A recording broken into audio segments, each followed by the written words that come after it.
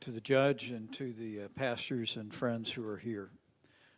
As Bishop Garlington just said, I'm here to listen, and I'm looking forward, as I know Senator Toomey is, to gaining your insights about how we continue to move our nation forward in the aftermath of the tragic death of George Floyd in Minneapolis. I mean, there was no excuse for what happened to George Floyd, and President Trump has made it clear that justice will be served. I know I speak for people across this country when I say there was also no excuse for the violence and the rioting and the looting that took place here in the Pittsburgh area and all across the country. And we commend the leadership at the national level and state and local level and our law enforcement community that quelled that violence and allowed the peaceful protests to continue. As I said, the death of George Floyd was a national tragedy, and it's brought us to a moment where the President and I are intent on listening and learning, not just how we might equip people that serve in law enforcement with more tools and more training in the days ahead, but how we also might deal with some of the historic underlying inequities that have beset minority communities, particularly the African American community, for generations in our major cities. And let me say, one thing that we will not do is we're not going to defund the police. My uncle was a police officer in Chicago, Illinois for his entire career. And Bishop, I know I speak for millions of Americans when I say we know that most of the men and women who put on the uniform of law enforcement in this country are the best of us. They walk out of their homes every day, leave their families behind. They risk their lives to protect and serve our families, and they have our thanks. But I'm pleased to report to you in recent days, the President and I have been sitting down with law enforcement leaders in Washington, D.C. and from around the country to hear about ways that we might assist law enforcement in raising standards, particularly with regard to the use of force, providing additional training resources. And the President in Dallas yesterday announced that he'd be signing an executive order in the days ahead that would support efforts by police departments around the country to meet the very highest standards and to be trained in de-escalation efforts. And so we'll work with law enforcement, respecting the extraordinary role and sacrifices that men and women on the thin blue line make every day. We'll work with them and work with community leaders to identify ways that we can improve. But let me also say that we're not going to stop there. The President yesterday spoke about the progress we have made over the last 3 years. I'm proud to have been part of an administration that saw the lowest unemployment rate ever recorded for African Americans. My friend and colleague from the White House, Scott Turner, was tapped by President Trump to lead our effort to create opportunity zones in cities around the country. Now more than 4,000 opportunity zones that have attracted literally billions of dollars in investment to create jobs. I want to thank Senator Toomey for his strong support and work with Senator Tim Scott in bringing those reforms about. But the President said we're going to work on building on that record of success. We're going to look for ways that we can give African American businesses greater access to capital to create jobs and opportunities in communities that for too long were left behind, even in times of economic growth. And the President also spoke yesterday of our continued determination to expand educational choice in this country. The truth is, the African American community has been years ahead of the broader population in understanding the justice behind allowing parents to choose where their children go to school, whether it's public, private, parochial, or religious school. The African American community has led in this cause, and President Trump and I have been proud to oversee a doubling of the school choice program in the District of Columbia, and we're going to work to expand educational choice opportunities for minority families, African American families in the days ahead. And finally, in my role as lead of the White House Coronavirus Task Force, all of us with real heartbreak have observed the consequences of historic disparities in healthcare between African Americans and other minorities and the broader population. And we're going to address that. We're going to address it with the kind of reforms that expand the kind of choices and access to healthcare that our minority communities have.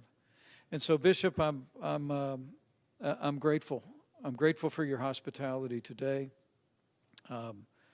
My prayer coming into today was just to have ears to hear and eyes to see how we might work together. But I want to assure you on behalf of the President of the United States that for the progress that we've made in expanding prosperity and respecting religious liberty and respecting the values that we cherish in churches just like this one around the country, we're going to do our level best to seize this moment, not just to ensure law and order and make sure that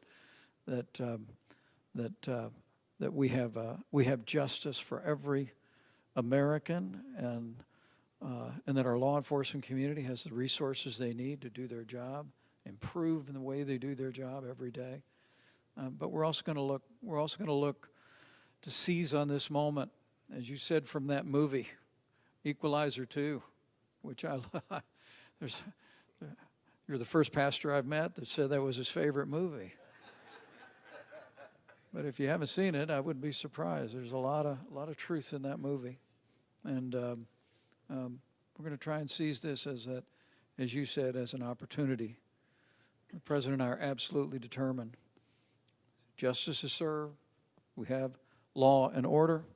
We support law enforcement. We look for ways to improve, but we are absolutely determined to work with you, the great leaders that are gathered around here, people around the country, to find ways in the long term that we can make progress on some historic inequities, particularly impacting our African American communities in our cities, in jobs and opportunity and education and in healthcare. And I thank you for the opportunity to come and to hear how we can best do that together.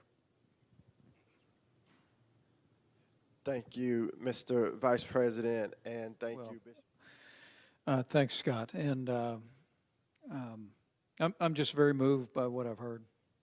I'm inspired by the faith and the testimony of people gathered here. I'm humbled by the words of encouragement about the progress that we have made, but I am challenged to continue to build on that progress. But I came here, and again, I want to thank Bishop Garlington and the whole team here at Covenant Church for welcoming us. We gathered in Maryland about this time last week at another church because it's in my heart that the church has always played a central role in our march toward a more perfect union. You cannot understand the abolition of slavery without understanding the moral voice of the church in the generations that preceded that great conflict and the end of slavery in this country. I had the great privilege to travel to Montgomery and Selma, Alabama, about 10 years ago. I co-chaired the anniversary march of Bloody Sunday with John Lewis, who is my friend. And probably like Senator Toomey, I didn't agree with John Lewis on too many issues, but he's a great man and was a part of a time in history that changed the course of our nation for the good, and I admire him for that. But before we went to Selma to walk across the Edmund Pettus Bridge, and as several of you spoke about your kids, Karen and I brought our 3 children because we wanted them to walk. We wanted them to see, to understand. But the night before, Bishop, we went to Montgomery, Alabama, to Dr. King's old church. And we sat in the pews with many women now elderly who had marched with Dr. King, who had been with John Lewis in Selma that day. And I'll never forget, they told me, I think this one's going.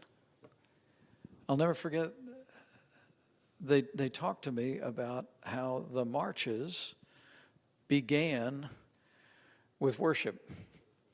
They said we would come here or wherever we were gathering and we would have church and we would sing and then we would march.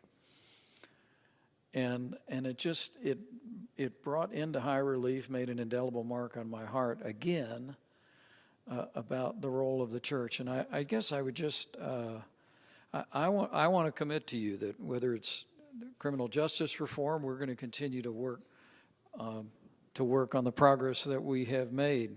But we want to, as you said, Lenny, we want to work on making it more possible for more Americans, including African Americans, to avoid the criminal justice system entirely, because they get the education and they get the upbringing that allows them to lead productive lives as law-abiding citizens.